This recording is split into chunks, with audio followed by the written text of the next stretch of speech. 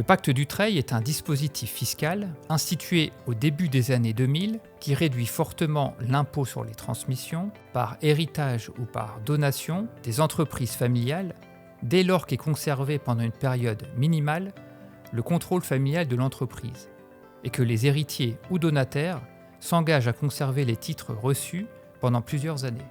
Dans son rapport du 18 novembre 2025, la Cour des comptes évalue pour la première fois ce dispositif. En 2023, 4000 transmissions ont été réalisées sous pacte Dutreil, puis 5000 en 2024, dont plus de 90% sous forme de donation. Les donateurs ont le plus souvent entre 50 et 70 ans. Quant aux donataires, ils ont majoritairement entre 18 et 40 ans. Les donations à des enfants de moins de 18 ans sont minoritaires, mais elles existent.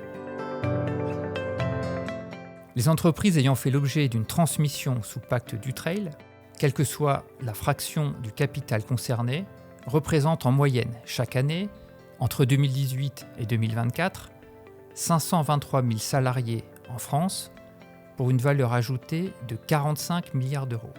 Elles appartiennent surtout au secteur du commerce et de la distribution, qui représente 35% de l'emploi et 44% de la valeur ajoutée concernée, tandis que l'industrie, souvent citée comme prioritairement ciblée par le dispositif, n'en représente respectivement que 23 et 21%.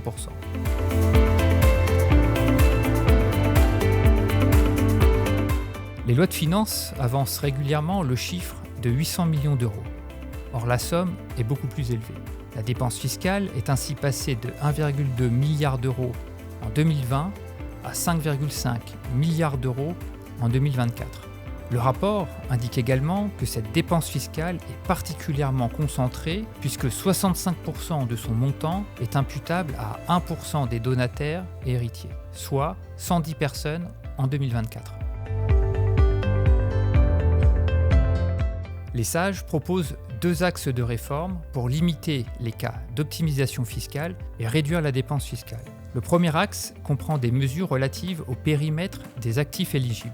Exclure les biens et actifs non professionnels, supprimer l'avantage fiscal en cas de family buyout, supprimer le pacte réputé acquis, réduire le taux de l'abattement en cas de revente rapide des titres après la fin de l'engagement individuel ou, à défaut, allonger la durée de l'engagement individuel de conservation.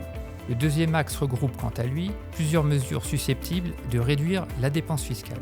Diminuer le taux d'abattement de 75% sur l'actif transmis, supprimer ou réduire le taux d'abattement pour les activités réglementées, diminuer le taux d'abattement au-delà d'un certain montant d'actifs transmis par donataire, fixer un taux d'abattement moins élevé pour les entreprises qui ne sont pas exposées à la concurrence internationale.